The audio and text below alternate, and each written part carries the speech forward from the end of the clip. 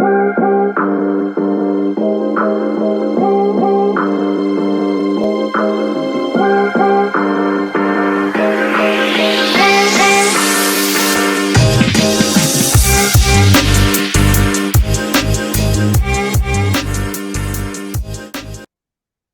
what is going on, everybody? Welcome back to Halfback Dynasty. My name is Brendan. We are joined today with our co-host, Tyler, the legendary Gator Sens. Tyler, how the heck you feeling, my friend? Feeling great, Brendan. It's been a nice start to the weekend. Pretty much did nothing. Hung out with the wife last night on the couch. Played like 10 games of FIFA. It's beautiful, man. How's it going on your end? It's going well. Winter's coming. We're staying inside, nice and warm, doing some podcasts. Football's getting even more exciting. Fantasy football's getting more exciting. There's no complaints, brother. Felt like Game of Thrones here at our house last few days. Winter has come. Nice. You know, I'm one of the few that have actually never seen an episode of Game of Thrones. Nice, man. Nah, it's good, but it's an undertaking for sure. Yeah, I feel part of an elite percentage of people that have not submitted to Game of Thrones yet, only because of the fact that I've been told once you start watching it, you're hooked. So we'll make the time eventually. For sure, man. Yeah, just skip the final season. Yeah, that's what I've heard too. So duly noted. All right, brother. Great to see you. And, we got an interesting topic of conversation for today. We're approaching week, 11 or 12? I don't know. The season's flying by. And 11, yeah. 11, yeah. So what that means is fantasy football trade deadlines are quickly, reaching us, right? Most leagues that I'm in, the trade deadline's this week, some are next week. But regardless, you have to start making decisions. If you're out of the playoffs and not contending, you probably need to start selling. If you are contending, it's probably not a bad idea to purchase some depth players or maybe trade a couple of your, middle tier guys, try to level up. I think that this is arguably the most valuable time of the season because this is where things really start to happen. So I think it's a safe bet to talk about maybe some players we should be selling or buying depending on where we're at. But before we jump into that, any advice, strategies, thoughts that you have? I kind of mentioned it in my article the last couple of weeks. I did a kind of a two-part segment on our Patreon of who to go get if you're a contender and who it's time to move on from if you're not, or middle of the pack. And I always kind of say the most important thing, man, is kind of take off the rose-colored glasses and you need to look at your team realistically.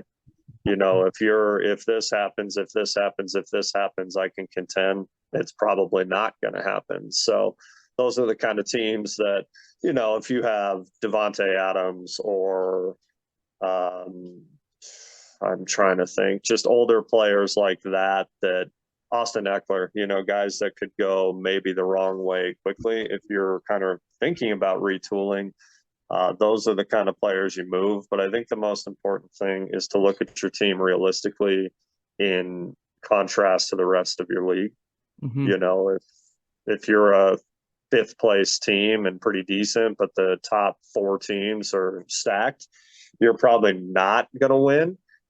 So not that anything can't happen in the playoffs, but I wouldn't make all-in moves necessarily. If you can get some guys cheap that help you, and like I said, anything can happen in the playoffs. The last few years in our big league, Brendan, I think the eighth or seventh seed has been to the championship 3 years in a row, a couple times won. So, anything can happen. We've seen every year fantasy football makes no sense.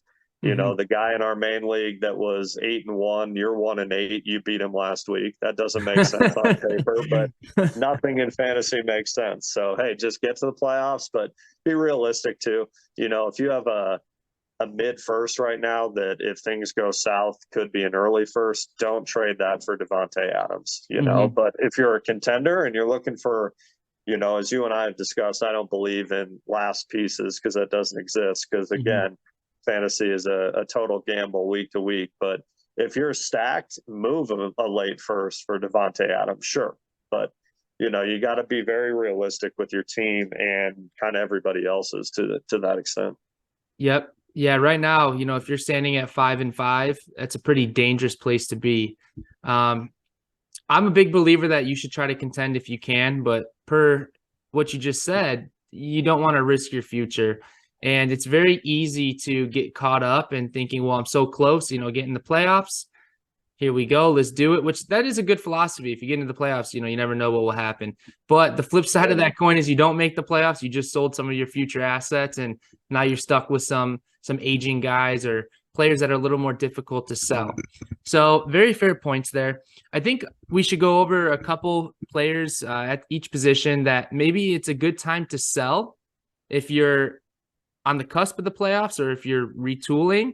And then the flip side of that coin, these players would also potentially be a good player to buy if you're making a run into the playoffs.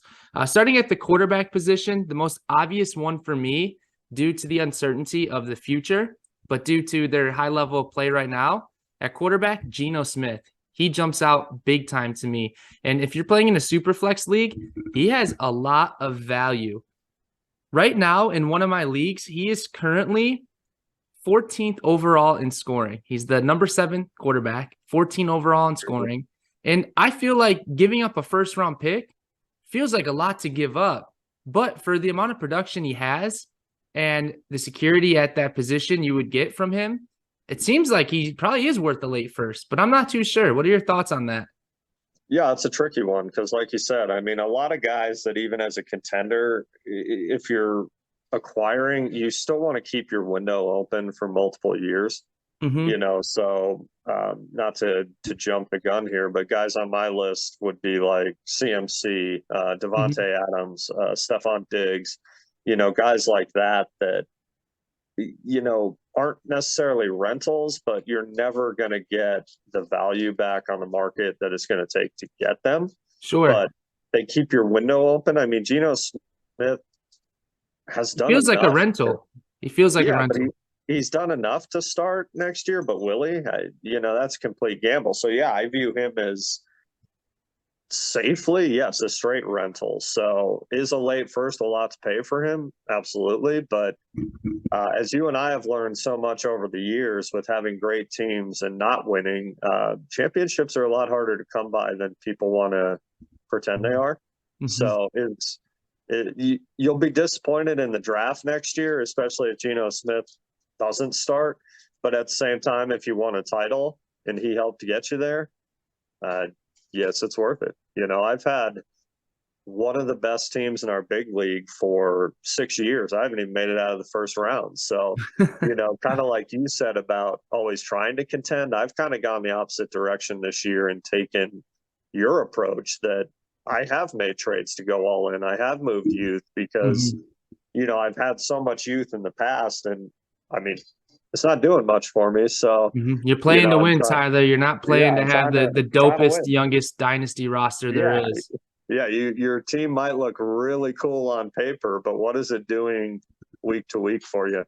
And what does it do long term? The same thing that, you look at, I mean, coming in, a guy like Jerry Jeudy, a lot of people were very high on. If you had a bunch of picks in that draft and you had, you're starting 3 rookies and 2 second-year players, like, where's your team now? They're probably not that good in reality, but on paper, yeah, your team looks awesome. I remember in one of your leagues that I'm not in it with you, your team last year, you blew up and you had all these players and your team looks so good on paper. They're probably not very good this year, are they? Nope. Yeah. So, the point, like you're saying, is to win, and it's hard to win. So try to win. Try to win. And you know within what? reason. If you but you can feel good about attempting to win, Yeah, for sure. So I'm not sure if people have fun, being mediocre or making it to the playoffs and being bounced round one. Sorry, that's a shot at you, Tyler. But at the end of the day, if I win a championship in the league and I suck the next 2 years, I don't care. I won a championship. That's better than a lot of owners in the league that haven't won a championship. That's why you play. Yeah, it's huge. It's tough to do. And again, I mean, Dynasty is so driven by youth, but we talked about it, I don't know, 6, 7, 8 episodes ago. The best players outside of a couple, Jefferson, Chase, guys like that, are mid to upper 20s. It's just that simple. The older veterans, I agree. That Yeah. leads into the running back position. Somebody I am having regrets on selling that I would 100% buy again for a contending team. At the running back position, Aaron Jones. Aaron Mhm. Jones, I know I still have Aaron Jones. This isn't a sales pitch in our big league, but but let's be honest. Let's be honest. He's a guy that people are struggling to sell in certain leagues, right? Like he's definitely still worth the first. He's currently like RB like 8 on the season, and Yeah, he's playing well. he's playing pretty well. I agree. He scores touchdowns. He catches passes. He still rushes the ball for 60 yards minimum. But the thing is that people aren't buying him because they're scared of him, falling off that age cliff or his injuries. But at a certain point, you have to look past that because you're not going to be able to purchase any, superstar running backs at this point in time because the majority of those superstar running backs are already on contending teams or they hold so much value that you won't be able to afford them. So Aaron Jones is a big buy right now. I still think he's worth a late first, maybe a pair of seconds. But at the end of the day, he's a top 10 producing quarterback. Same with like Alvin Kamara. I know he's had up and downs this season. I know he's disappeared for a couple games, but he's still a big name that produces, and he could go for 40, any given week. Yeah. So I think the running back position is the hardest to buy studs for. But for some reason, I feel like it's like the easiest to buy depth for. Does that make sense? Guys like Wilson, Mostert, It who does, else? yeah. It's weird. Like Deontay Foreman, like people that are the second string, they come in, they produce.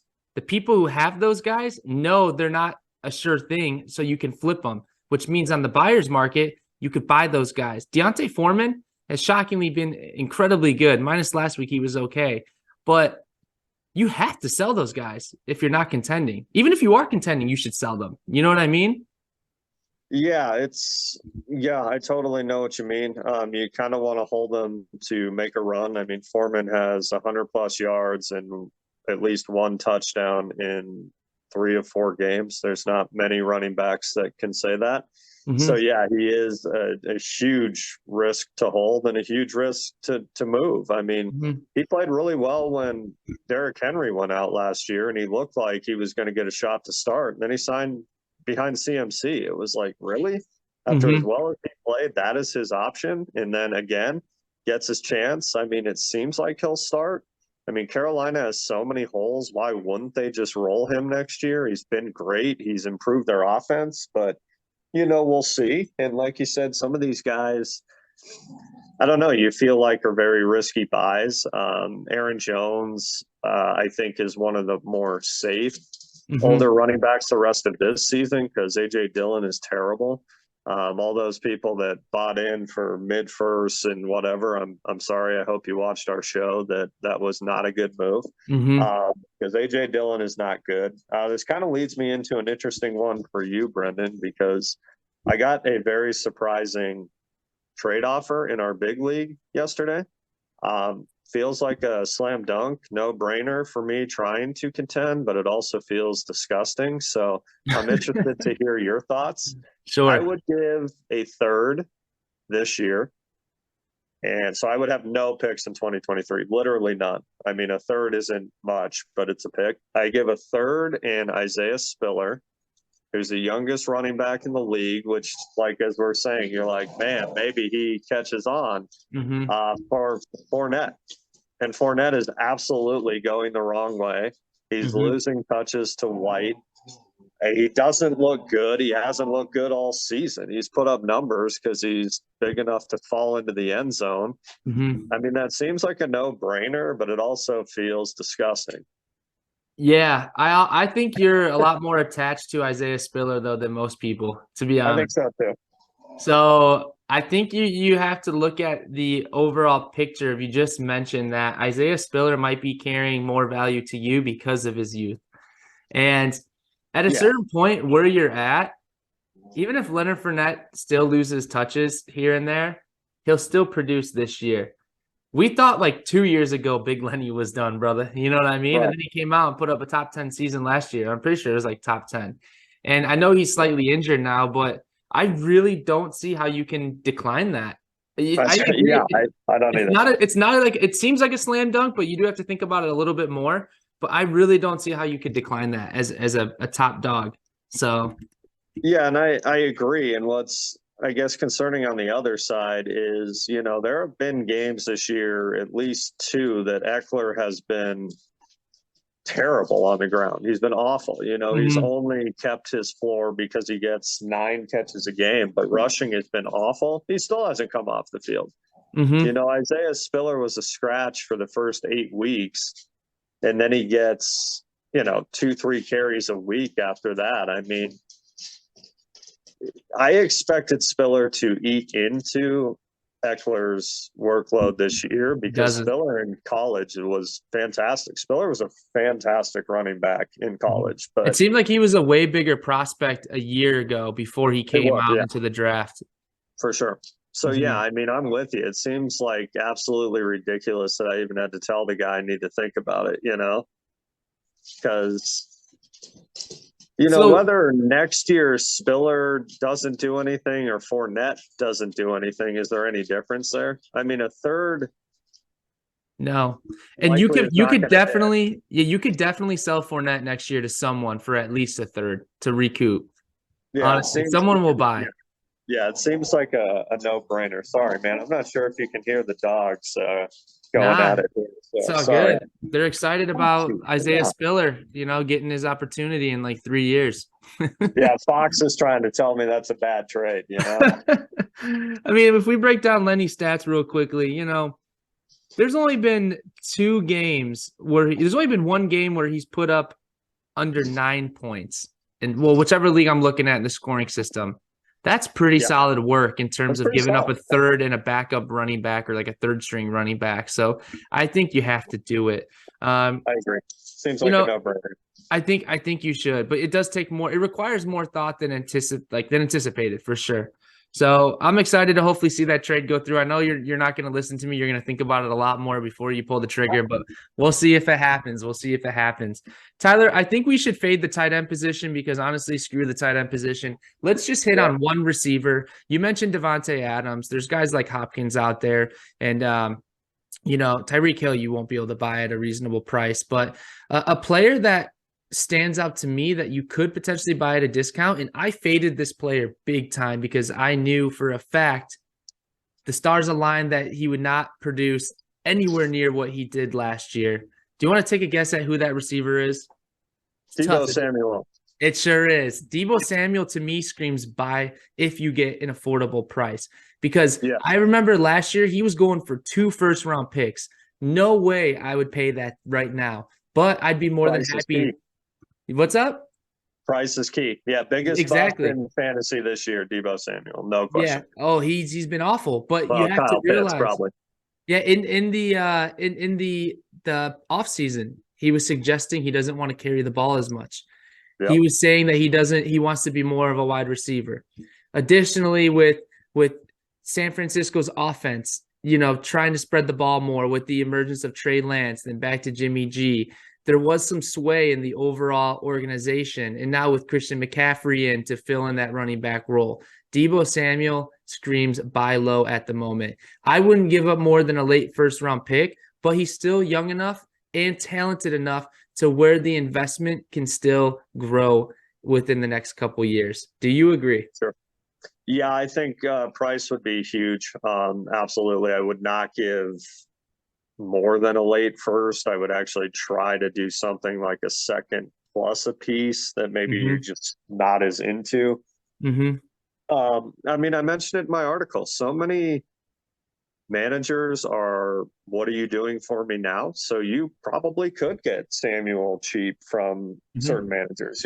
You shouldn't operate your team that way, but hey, that's kind of human nature. You're like, I don't want to get stuck with this guy. This guy's terrible. You got to temper that. But Mm-hmm. newer managers or managers that panic, sure, go send the text, see what they want. If you can get them for a mid-second and Elijah Moore, done. Oh, easy Something money. like that. Darnell Mooney, done. A second Mm-hmm. and Mooney, something like. That manager might be looking at, well, I could hit on my second and get a younger receiver. Mm-hmm. Mm-hmm. So like a second and Gabe Davis, even I would send in a heartbeat. I know you like Gabe Davis a lot more than me, but there are options out there. If we look at Deebo Samuel's stats right now, he has had at least 6 targets in every single game. Now, I know that's not an elite level, but averaging at least 6 targets a game, that's enough for me to say, hey, this guy's still on the field. They're still trying to get the ball to him. I mean, he's actually averaged, so he's had at least 7 targets in every game, except 2 games where he had 6, right? That shows that he's still a part of the offense. He just isn't able to capitalize and get those big plays like he did last year. Dude, last year when you watch him, this guy would catch like a 5-yard out and turn it into a 60-yard tutty. I mean, it was nuts. And that big playmaking ability can't be discounted. What is discounted right now is his fantasy points are not aligning up with his talent, which goes to show that he is a buy low candidate, in my opinion. Agreed. Yeah, I think that was a good point. I was going to mention that, he's like a Tyreek Hill in the sense that, 6 targets a game from Jimmy G, that's probably air yards about what, -1 yard. So, yeah, it probably is. He can take it. It seems like his little 10-yard outs are better because if he beats one guy, he's gone, So yeah. I agree. The playmaking ability is there. And yeah, price is huge. I mean, I would trade for Samuel. I wouldn't go overboard, Mm-hmm. Mm-hmm. I think he's a good player to have on your team. He's only 26. His contract's coming up soon, his renewal, but anywhere he goes, because he has the playmaking ability, it still shows that. Did he get extended? I don't think he did. He did. Yeah. Remember, because he wanted to be traded and then they signed him. Yeah, he was holding out or contract. something. Yeah. Okay. Well, there you go. Now he has job security. So, and San Fran's a good offense to be a part of. So I think he's a good candidate to where you won't lose your investment right away if you decide to invest. So yeah, Tyler, we'll fade the tight end position because who knows what's going on with that. Only thing I can say, Cole Kmet is a dog. Love him now. He is my favorite tight end in the NFL. Go Bears. Got anything you want to say before we sign off? Not really. Just everybody go check out our Patreon. There's a lot of good articles on there. There's a lot of not always just focused on who to acquire, who to move. I did an article a couple weeks ago that Dynasty is bigger than just fantasy football and kind of went into the details of what I've experienced in Dynasty, friends I've made, connections like you. You and I have become friends. We've visited each other in home turfs. I mean, no chance I would have ever met you without Dynasty. So, it's more important than fantasy football. So some good reads on there. I would love for people to go check it out. Other than that, man, I know it's controversial, but hey, it's almost World Cup time, baby. Nice. I won't be hearing from some of my friends for a while because I know they're huge soccer fans just like you. For sure. Other than that, man, we got some big games in our big league coming up tomorrow, and it's tight standings in our big league, so kind of fun. Yeah. And yeah, man, good thing you got Floyd's pick as well, because your team with Justin Fields is a formidable squad, putting up 48 or 58 a week. So it's like half the overall score for most teams. I know. I was about to throw the house at you for Fields. So yeah, well, he's not moving. Yeah, being from Chicago, it's like there's no point to even ask. I believed in him when no one else did. That's true. You have always been a Fields guy. We've got the footage on a previous episode to prove it. Yeah. Oh yeah. Yep. The live stream of the draft, brother. That's good times. And he's gonna be a Hall of Famer. I've got my Fields jersey. I'll get him to sign it at some point in his career, and the rest is history, my man. Didn't somebody on the street think you were Justin Fields? Yeah, so I wore his jersey out like a few weeks after the draft at the Riverwalk out to a couple bars. And there's some people that came up to me. They're like, dude, no way. You're really Justin Fields. And I thought they were joking at first. So I went along with it. And they were super serious and asked for photos and were talking to me about the experience. And I just kept joking around with them. And then I had to tell them wait a minute, I'm not Justin Fields. Why would Justin Fields? Yeah, I mean, I told him to do that, like in the nicest way possible. Be like, first off, I'm nowhere near as athletic as any NFL athlete, and secondly, why would I be wearing my jersey out in public? That's some bad self-plugging for sure. Didn't make any sense, but you know what? It was all fun. I'm sure they were embarrassed, but it's a good joke for them too. They were out of towners, so we'll give them the benefit of the doubt. But You should in have the end, played that up, put it on social media, and got Fields into Atlas, man. You oh, should that'd be have run awesome. with it. I think he'll drop by at some point. We're in a big enough area in terms of like business district and in the immediate loop area. And I've seen a couple Bulls players, park in front of our store, run to Chipotle. So maybe Fields will be that guy soon. I'll go out and holler at him. But at the end of the day, we'll get in touch with him. No doubt about it. Speaking of off subject, I don't like to talk trash much, but healthy Nuggets team walked into Chicago the other night and pretty much laid the Bulls out, huh? Yeah, how funny. My fiance's parents were at that game, so they got to see Oh, some nice. they got to see some good athletes on both sides, but yeah, not good. Bulls height might be needing to settle down a little bit. So it's all good though. The team's It's still all good. hype, man. It's like Yep. our dynasty teams. It's all hype. It's all hype, but you know what? It is what it is. Sometimes you got to lose bad to win good. So Absolutely. cool, brother. All right. Well, good to see you as always, folks. Check out the Patreon. Thanks for your support. We'll see you next week. Tyler, you know what they say. Just remember, you're in this for life.